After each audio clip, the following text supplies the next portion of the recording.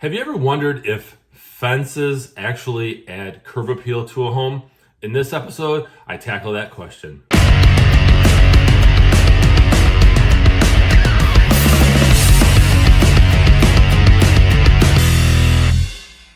Welcome everyone to this episode of the Ask Jason Gelios show. I'm Jason Gelios, Michigan Realtor. Really appreciate you guys tuning in. Hey, do me a favor and go ahead and follow me on social media. I have those links in the description below, and visit my website. It's allabouttherealestate.com, where you can fill out the pop-up and you will receive this episode in your email once a week. So I really appreciate the questions that I get. If you're new to this show, go ahead and feel free to put a question in the comments. It can be real estate related, of course, but it can also be, something about owning a home, renting a home, renting an apartment, whatever the case may be. What's the weather going to be like in your area? Okay, go ahead and put that in the comments. Now, do fences actually boost curb appeal? I was actually checking out an article. I reference Realtor Magazine a lot because they have a lot of great articles, and I like to bring you information. And so I want to share with you what they talk about in terms of fencing and how it adds curb appeal. Now, I want to start by sharing with you my personal opinion, and that's fencing is huge if done right. If it's a nice, attractive fence, it can not only add curb appeal, but it can also appeal to more buyers, right? Buyers that have dogs that want to have a yard that has a fence, because fences they're not terribly expensive, but they can be kind of a hassle to put in. So for the most part, I feel personally that they actually add curb appeal to a home. And I advise my real estate investors to do that, to add a fence whenever they can. So let's go ahead and dive into this. Now, there are some things here that actually apply to a fence adding curb appeal to a home. All right, placement is one. It has to be placed nice.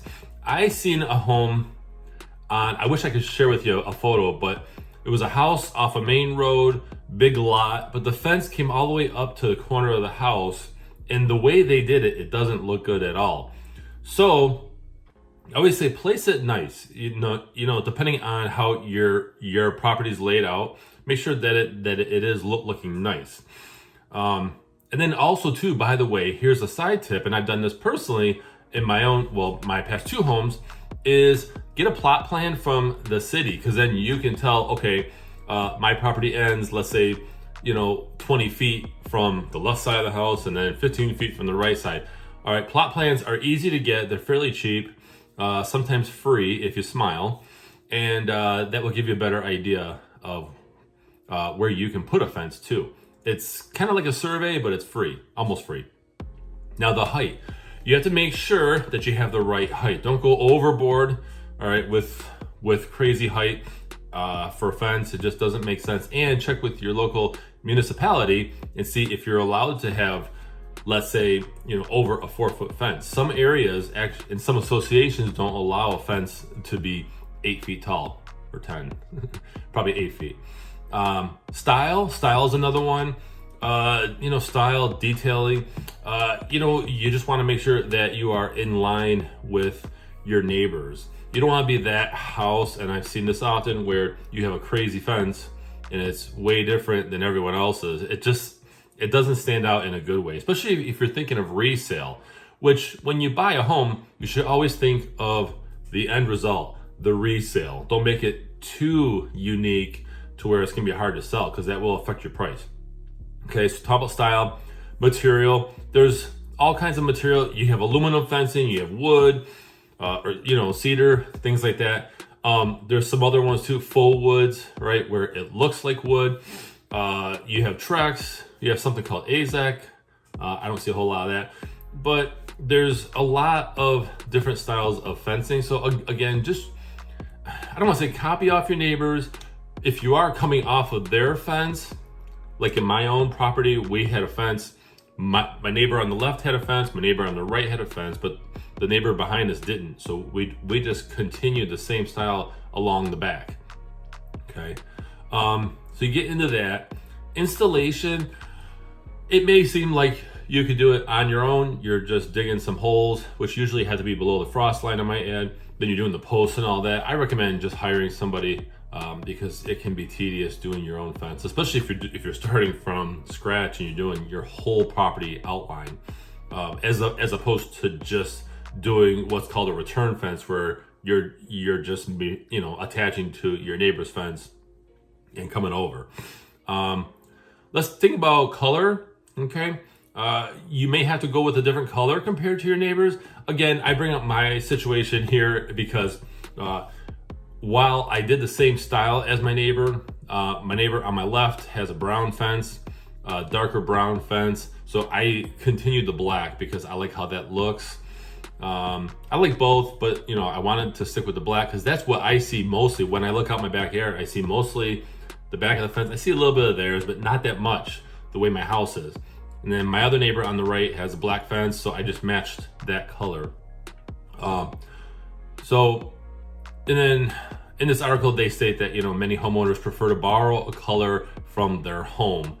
I would say just look at what your neighbors are doing. And if you don't have a neighbor issue, which all of you who live in the country, they have a bigger lot.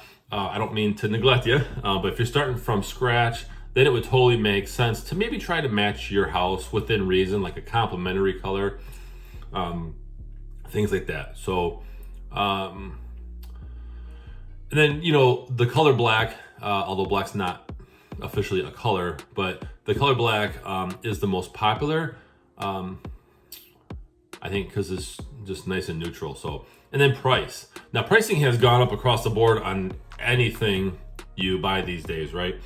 But pricing is huge. And so you want to look at, okay, what's more expensive? Is it gonna cost me more to buy a wood fence versus aluminum, or vice versa? What's gonna cost me more? I can tell you with any fence, not only are you gonna have to get the panels, but you're gonna have to get the posts. If you're doing a gate, you gotta buy the hinges. Usually those are separate for some reason. So, things like that. And then a little side tip here for rural properties, right? Properties in the country. You have to look at, well, actually this could apply to anybody that has pets. You want to make sure that the distance between each spindle in the fence, if you're doing aluminum or even wood, but you see this more with aluminum fencing, where you want to make sure that a little dog can't put their head through. Even if you don't have a little dog, think resale. Somebody looking at your property down the road, looking to buy it, may want a fence where their little pup can't get through. And then if you're in the country, okay, like I mentioned earlier, like keep an eye out for livestock, things like that. You might want to have actually a wood fence because there'll be less of a gap. So some things to think about. But fences do add curb appeal if done right. If you get a junky fence, it's not going to add any curb appeal at all. So I hope you guys found this episode valuable. Again, share your thoughts, your comments in the comments below. And if you can go ahead and hit a like or hit a dislike if you hate this episode. But would love your feedback. I'm Jason Gelios, Michigan Realtor, and I hope you guys have a great week. Thanks, guys, for watching this episode of the Ask Jason Gelios Show. Did you know that I also have a podcast? Go to where you love your podcasts, where you love to listen to those podcasts, right? Search Ask Jason Gelios Show, or you can search my name, Jason, Gelios, and be sure to subscribe. Take me on the road with you, right? You can hit audio. I add episodes all the time. Be sure to subscribe to my podcast. Thank you.